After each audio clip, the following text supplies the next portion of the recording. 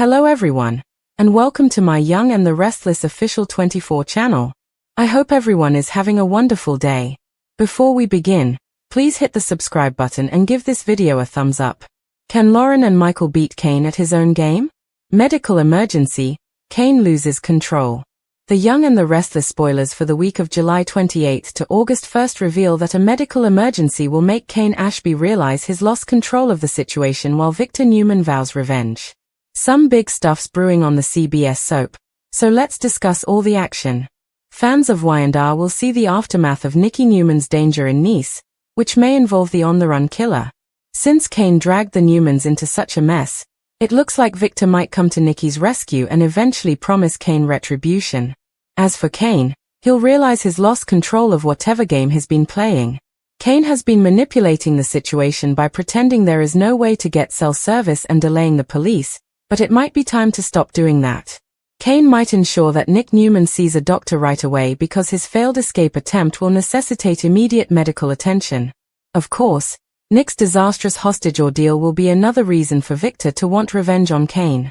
It's clear that Cane's made a major enemy out of Victor and will have to pay the price sooner or later. Will the person who killed Damian Cane finally be apprehended and brought to justice? Will it be Carter or someone more shocking who killed Damian and unleashed all this other drama? Regardless, all the guests may have a chance to call home if Cane finally stops duping them about the cell service signal being out. If that's the case, Carl Abbott may get in touch with Claire Newman and receive the horrible news about Cole Howard's demise. In a similar vein, Audra Charles might have to call Nate Hastings to get updates on how Damian died. That could leave Nate with the tough task of breaking it to Amy Lewis that Damian won't be coming home alive. Meanwhile, Sally Spectra will be rattled over all the chaos on Cane's estate. It could leave Sally insisting that Cane is trouble and not someone Billy Abbott wants to partner up with, even if that means losing his opportunity at Chancellor. Sharon Newman and Phyllis Summers could also end up clashing after Nick's injury and the whole house arrest mess. If Phyllis continues to make excuses for Cane, Sharon may decide she's had enough and lash out. Adam Newman and Chelsea Lawson will keep an eye on Holden Novak when they return to Genoa City. Chelsea and Adam will do their best to monitor any sneaky moves that Cane might have in motion ahead of his Genoa City return. Can Michael and Lauren crack Cane's game? Nick and Sharon sure seem to be in a pickle on the July 22nd episode of The Young and the Restless. They aren't actually in a pickle. They are literally in a locked room, trying to figure out why Cane would want to frame Nick, and periodically banging on the door and having panic attacks. Victor thinks he can help, but we suspect Michael and Lauren will prove to be the real heroes. I am the law, and the law is not mocked. Lauren asked Michael if it was legal for Cane's goons to just pronounce Nick to be under house arrest and lock him up without pesky things like a trial, evidence, or jurisdiction. Michael claimed that it wasn't in the United States, but he wasn't sure about France. Considering that Cane and his men aren't officers of the law, we have to assume they're making stuff up as they go along. Michael is a good lawyer, and even if he's no longer working for Victor, he could probably still defend his son. Except there is no one to defend Nick properly. As we said, Cane is operating outside the known law. Something in the air tonight. Cane has his guests convinced there is no cell phone service, no Wi-Fi. They are completely alone and isolated. Except that Cane has a very intricate security system set up, complete with remote cameras. It's possible that everything runs on wires, but that's hard to believe when you consider how big the property is and that no one has found any of his hidden cables. He must have access to some internet connections. And if Cane can access them, then so can somebody else. Lauren gets our vote. While everyone else is running around worrying about killers and contracts and chancellors, Lauren has got to be jonesing to get online. So while her fellow guests fume and fret, leave it to Lauren to walk around with her phone, trying to get a connection. We bet she'll find one sooner or later. She will then be the hero. Could Billy and Phyllis prove Cane's innocence or crash and burn on The Young and the Restless? Billy is concocting a plan with Phyllis. This could become the best part of this murder mystery plot on The Young and the Restless. The two are determined to prove Cane's innocence, especially since they both want to work with him. This could take either direction. It could be the best thing ever, or it could crash and burn. Is Cane innocent? That's the question on everyone's minds. Because he misled them, they are unsure whether they can put their faith in him. Cane made everyone think he was this mysterious billionaire named Aristotle Dumas. Now, he's entrapped everyone at his French estate in Nice. It sounds nice on paper, but it's turning into a horror movie. Cane claims that someone is out to kill him. But does he have the right suspects in mind? Sadly, Damien had to pass away at the hands of the killer, who is still at large. Read now. What's happening on the July 23rd episode of Y&R?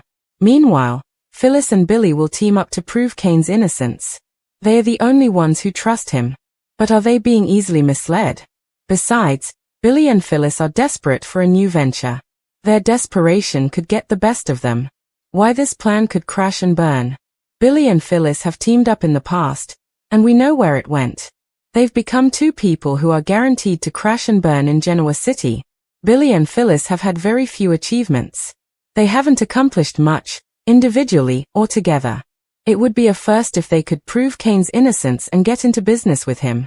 Phyllis claims that she has a winning business idea. Billy, on the other hand, gave up his Abbott Communications position to his girlfriend Sally, who might be in trouble. However, there is one drawback to this strategy. Billy and Phyllis don't trust each other. Plus, they are their own worst enemies. They suffer from impulsivity and delusions of grandeur. Phyllis should have learned her lesson about working with Billy before. Hopefully, she's just using him and not relying on him like the last time. If not, then they will likely crash and burn together because she will likely take him down with her. What are your thoughts on Phyllis and Billy teaming up? Do you think they'll be able to prove Cane's innocence? Or do you think it'll crash and burn quickly? Let us know your thoughts in the comments section below. Adam uncovers Cane's big lie, Colin is not dead. According to the Young and the Restless spoilers, Adam Newman will discover one of Cane Ashby's lies. Chelsea Lawson and Adam research Cane's business dealings and discover Colin Atkinson is not dead. Adam suspected Cane lied about his father's death. He asked Chelsea if she thought it was possible that Cane lied about Colin dying. It turns out, his hunch was right. Chelsea uncovers the truth and plots for a way to use the information to save Newman Enterprises and Chancellor Industries. Adam and Chelsea search for answers. Chelsea felt sure that Cane was lying about Colin's death. She inquired of Adam as to who else could confirm Colin's demise. Adam confirmed the information came from Cane. That's when the pair did a thorough investigation and discovered the truth. When they discover the truth, they are blown away. They cannot understand why Cane would lie about his father's death. They have to assume it is part of the con and there must be a reason why he lied. It must relate to their ultimate goal. Adam prepares to tell Victor. The Young and the Restless spoilers state that Adam needs to tell Victor about Colin. However, with them in France, without any way to communicate, it makes filling him in much more difficult. Adam has yet another reason to investigate Cane's connection to Colin in depth. He wants to use the information to publish on Newman Media. He believes this scoop would be good for the publication. Chelsea warns him against using it and publishing the information until he speaks with father. She thinks Victor would be upset to read the news on the internet. She is aware that Victor needs to be contacted first. Thankfully, Adam agreed with her. He plans to draft up the article and wait for Victor's approval. Y&R spoilers state that it might take a bit to reach Victor, with everything going on at the chateau. In the meantime, Chelsea and Adam agreed to keep researching Cane's companies and the people he works with. They believe that Colin being alive is just the tip of the iceberg. They are sure he is lying about much more. Now, they just need to prove it. Claire's fury over Kyle's makeout trap and Audra's kiss. The Young and the Restless spoilers and updates reveal Kyle Abbott set a makeout trap that crossed the line, even though he didn't fully cheat on Claire Newman. Is Claire going to be outraged anyway by all that unwarranted kissing with Audra Charles, perhaps with someone else ratting out Kyle? Kyle might be smug over his trap, but when you get down to it, he crossed the line. Even though they didn't go all the way, Kyle still overstepped his bounds with Audra despite his smug and triumphant demeanor. Naturally, Kyle's intention was to test how far Audra would go, but was going that far truly necessary? The instant Audra leaned in for that initial kiss, Kyle should have pulled away and given her his "I see through you" speech. Instead, he carried on with the game and ended up sleeping on top of Audra in the bed, only covering himself with a towel. Kyle and Audra were having a passionate kiss. Regardless of whether Claire saw it all or was told about it, you can bet that she wouldn't have approved of Kyle's actions. Kyle might think he's won, but what if he's stupid and gloats to Claire with gory details? Kyle might believe he has triumphed, but what if he returns home and brags to Claire about his successful trap, or worse, someone else relays the news? Claire's response could be far from what Kyle anticipates, particularly since her feelings are in turmoil following Cole Howard's death. Since Kyle is supposed to be devoted to Claire, she might be horrified by how inappropriate the whole thing was when she confronts him about it. He shouldn't have been all over Audra for any reason, even if it was to validate his claims about Audra and Victor Newman's scheme. When Claire was left to grieve by herself at home, Kyle's antics in Nice might cause her to disagree. Kyle may not have known about Cole's death, but that is still no excuse. It will still hurt that Kyle was preoccupied with Audra while Claire was grieving, despite the fact that he was unaware of Cole's passing due to poor cell phone reception. Kyle's behavior was appalling and can be seen as a significant betrayal of Claire's trust. He certainly didn't inform Claire that he intended to set Audra up for this fall and kiss her in the meantime. Fans of Y&R are aware that this is Claire's first real relationship, which has always felt a little immature, almost like a romance from high school. Given her current emotional vulnerability, the fact that Kyle was kissing Audra without Claire's consent may still be a significant concern for her. Cane loses control in medical emergency, full-length drama paragraph. Cane dismissed the initial tremor in his hand as nothing more than stress because it appeared to be so insignificant. After all, stress was something he had in abundance lately. The mounting pressure of Damien's murder investigation closing in, Amanda's suspicious glances and whispered conversations with Victor, and the sense that someone, maybe even everyone, was keeping secrets from him. In a high-stakes meeting, however, that tremor turned into a full-blown collapse in the Chancellor's boardroom, shattering the illusion of control he had so frantically clung to. Eyes wide with horror, Lily rushed to his side as his body convulsed, his breath ragged, and a pool of blood from a split lip trickled down his cheek where he'd hit the floor. Paramedics were called, but the damage wasn't just physical, it was psychological, emotional, cellular. What was initially thought to be a panic attack quickly turned into something far worse. While rumors of a brain tumor, neurological disorder, or poisoning circulated throughout the hospital, Amanda, torn between duty and personal loyalty, stayed with him. Yes, poisoning. Sharon, on the other hand, couldn't help but make the connection that Cane might have been the target, like Damien was. Was this a second attempt on his life disguised as a medical catastrophe? Victor stormed into the ER demanding answers, but it was Nikki, trembling but resolute, who said aloud what everyone feared. This isn't a coincidence. Someone wants Cane out of the way for good. Speculation about a rare neurological condition exacerbated by exposure to a foreign toxin grew as the diagnosis progressed. Carter, previously off the radar, suddenly reappeared with lab results implicating someone close to Cane, someone inside the company, inside the family. As the news hit the press, and stock prices plummeted, Cane awoke groggy and confused, his memory spotty, his sense of time fractured. Lily held his hand as he stared blankly at Amanda, unable to place her face at first. The man who once ran multimillion-dollar deals with cold precision could now barely focus his vision or control his limbs. But the worst blow came when Nick and Sharon visited, whispering about the need for a temporary conservatorship to manage his assets, implying he may never be the same. Cane, usually defiant, broke into tears of vulnerable, haunting breakdown that revealed the terror beneath his steely persona. Was he really losing control, or was someone inside planning for his downfall? With his body failing, his legacy threatened, and enemies circling like vultures, Cane faced the greatest battle of his life not in the boardroom or the courtroom, but in a hospital bed, fighting for clarity, truth, and the very identity slipping from his grasp. And if this was all a setup, then the real killer wasn't just after his life. They were after his soul. Can Michael and Lauren crack Cane's game?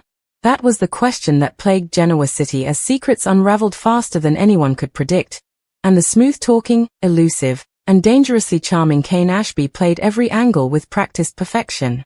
Michael Baldwin, sharp as ever, had long suspected that Cane wasn't just cleaning up legal messes, he was orchestrating them, bending the law, bending alliances, and bending reality itself.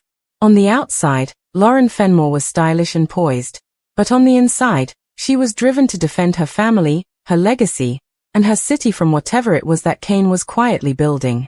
It all began with a series of hush-hush financial transfers linked to shell companies based out of Singapore, all coinciding with the mysterious reappearance of Amanda Sinclair. And it didn't take long before Michael realized Amanda might not even know how deep she was in. Or worse, maybe she knew too much. When Carter and Damien both vanished within hours of each other, and Amanda suddenly started pulling back from Cane, Michael turned to Christine for help, but Christine was hesitant.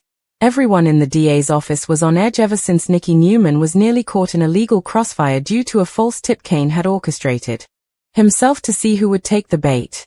Michael and Lauren quietly dug deeper, cross-referencing data, tracking Cane's offshore holdings, tracing back encrypted calls made from his temporary penthouse, which was leased under a false name that turned out to be the alias of someone presumed dead, Julian Hawkins, Cane's former contact in the Australian underworld.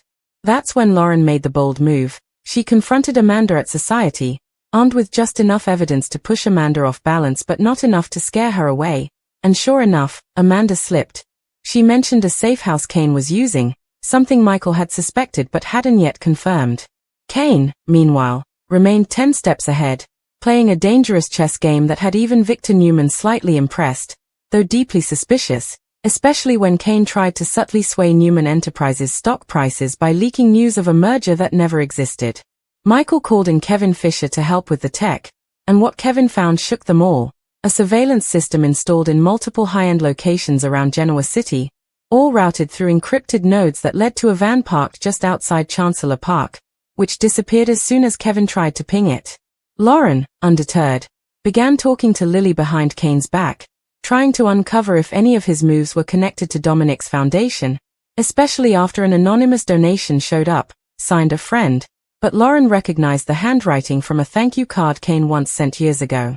As all this unfolded, Cane knew the walls were closing in, yet instead of running, he dug in deeper, gaslighting Amanda, pressuring Kyle Abbott with a blackmail file involving Victor's off-the-books dealings, and even threatening to expose a decades-old Fenmore family secret unless Lauren backed off. But Lauren didn't back off. Neither did Michael. They pressed harder, getting closer to the truth. Cane had created a fake death certificate for someone who might still be alive, Lily's former bodyguard, Jordan, presumed dead in a boating accident but suddenly linked to a weapons deal in Montreal. The closer Michael got, the more dangerous things became. His car brakes failed on a rainy night, Fen was sent a threatening email, and Lauren received a box containing nothing but a single white glove and a Polaroid of the Chancellor Mansion circled in red. But even as fear mounted, Michael and Lauren kept going, knowing Cane's empire was built on illusion, manipulation, and something darker, something even he didn't want exposed. And then came the bombshell. Jill Abbott herself handed Michael a flash drive, slipped to her anonymously, containing not only audio of Cane discussing a hit job on Damien, but video footage of him meeting with someone dressed like Carter, long after Carter was presumed arrested. That's when Michael put together the final piece. Carter was never in custody. It was all a ruse, set up by Cane to make everyone focus on the wrong man while he moved pieces across the board like a grandmaster. There was more to Cane's game than just money. It was about control, legacy, vengeance.